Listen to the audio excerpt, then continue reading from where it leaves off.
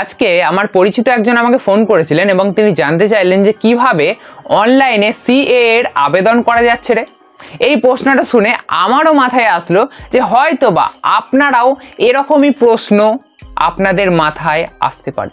তো এখানে প্রশ্ন এসে দাঁড়াচ্ছে যে সিএএ এর মাধ্যমে কারা আবেদন করবে, কারা আবেদন করবে না, আবেদন করতে কি কি লাগবে, কিভাবে আবেদন করা যাবে, আপনি আবেদন করবেন না করবেন না, আপনার জন্য কোনটা ঠিক, সমস্ত কিছু আজকের এই ভিডিওতে বলবো। তাই আজকের ভিডিওটা খুবই ইন্টারেস্টিং হতে চলেছে। দেখুন, আবেদন আপনারা অনলাইনে করতে পারেন। এর জন্য অফিসিয়াল সাইট রয়েছে indiancitizenship.online.nic.in। এই সাইটে গিয়ে আপনারা আবেদন করতে পারেন। কি কি ডকুমেন্ট লাগবে এই নিয়ে অলরেডি আমরা আগের ভিডিওতে আলোচনা করেছি, কিন্তু আজকের যে মেন ব্যাপার, মেন মুদ্দা, সেটা হচ্ছে আপনি একজন ভারতে বসবাসকারী হয়ে এই সিএএ বা নাগরিকত্ব সংশোধনী আইনে আবেদন করবেন না করবেন না, কোনটা? দেখুন, এর জন্য আপনাকে কিছু জিনিস জানতে হবে। এই সিএএ বা নাগরিকত্ব সংশোধনী আইন হচ্ছে নাগরিকত্ব দেওয়ার আইন। এবারে কাদের নাগরিকত্ব দেবে? যাদের ভারতীয় নাগরিকত্ব নেই, যারা প্রতিবেশী দেশ যেমন আফগানিস্তান, পাকিস্তান, বাংলাদেশ থেকে এসে ভারতে বসবাস করছে, তাদেরকে নাগরিকত্ব দেওয়া হবে। যদিও এখানে 6টি ধর্মের কথা উল্লেখ করা হয়েছে, হিন্দু, বৌদ্ধ, জৈন, পার্সি, শিখ এবং খ্রিস্টান।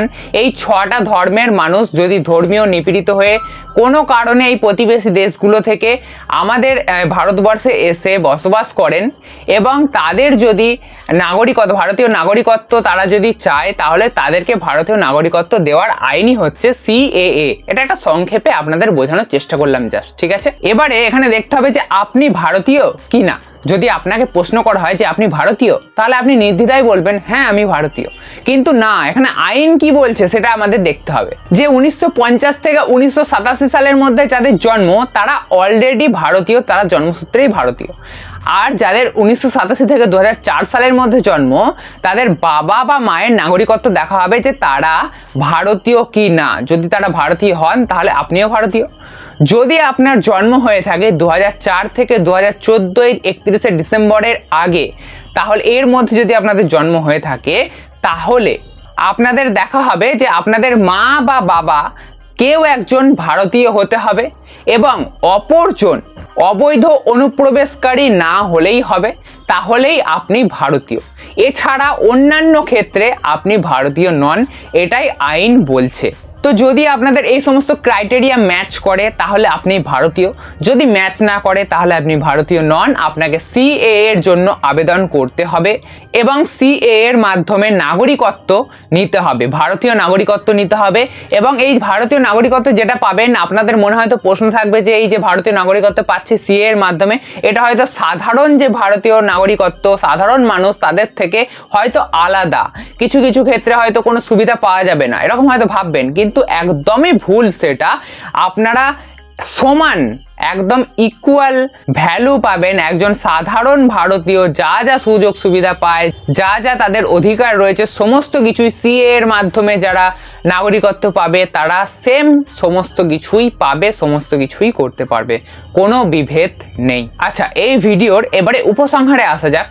এই ভিডিও থেকে আমরা জানলাম, যদি আপনারা জন্মসূত্রে ভারতীয় হয়ে থাকেন বা আপনাদের বাবা বা মা ভারতীয় হয়ে থাকে, বা কোনো ক্ষেত্রে যদি আপনাদের বাবা বা মা ভারতীয় হয়ে থাকে এবং অপরজন অবৈধ অনুপ্রবেশকারী না হয়ে থাকে, তাহলে আপনারা অলরেডি ভারতীয়। আপনাদের সিএএ তে আবেদন করার কোনো প্রয়োজন নেই। যদি এটার উল্টোটা ঘটে, মানে আপনাদের বাবা মা ভারতীয় নন, বা আপনি জন্মসূত্রে ভারতীয় নন, বা আপনাদের বাবা বা মা কেউই ভারতীয় নন, তাহলে আপনাদের এই সিএএ এর মাধ্যমে আবেদন করতে হবে সমস্ত অরিজিনাল ডকুমেন্টের সাথে। ডকুমেন্টের লিস্ট আমি আবারও বলছি, অলরেডি আমাদের আগের যে ভিডিও রয়েছে সেই ভিডিওতে অলরেডি বলা রয়েছে, সেখান থেকে আপনারা দেখতে পারেন। 7 রকমের ফর্ম রয়েছে, 7 রকম ফর্মে আলাদা আলাদা ডকুমেন্ট লাগবে, কিন্তু আমি একবারে লম্বা লিস্ট বলে দিয়েছি, সেই ডকুমেন্টগুলো আপনারা ওখান থেকে চেক করতে পারেন। তাহলে বুঝতে পারলেন এই ভিডিওর সারমর্ম মর্ম এটাই, যদি আপনারা অলরেডি ভারতীয় হয়ে থাকেন তাহলে সিএএ তে আবেদন করার কোনো ব্যাপার নেই। মাঝে মাঝে একটা হিড়িক উঠে যায় যে অনলাইনে আবেদন কিছু হলেই একটা হিড়িক উঠে যায় যে আবেদন করতে হবে। তো আবেদনের কোনো ব্যাপার নেই যদি আপনারা ভারতীয় হয়ে থাকেন। যদি ভারতীয় না হয়ে থাকেন তাহলেই আপনাদের আবেদন করতে হবে এবং সিএএ বা নাগরিকত্ব সংশোধনী আইনের মাধ্যমে আপনাদের ভারতীয় নাগরিকত্ব নিতে হবে। এটাই হচ্ছে মেন ফান্ডা। আশা করি সমস্ত কিছু আপনারা এই ভিডিও থেকে বুঝতে পেরেছেন। যদি আজকের ভিডিও থেকে আপনারা একটুও ভ্যালু পেয়ে থাকেন তাহলে অবশ্যই এই ভিডিওটা লাইক করবেন। এরকমই নতুন নতুন আর ইন্টারেস্টিং ভিডিও পেতে চ্যানেলটিকে সাবস্ক্রাইব করে রাখতে ভুলবেন না।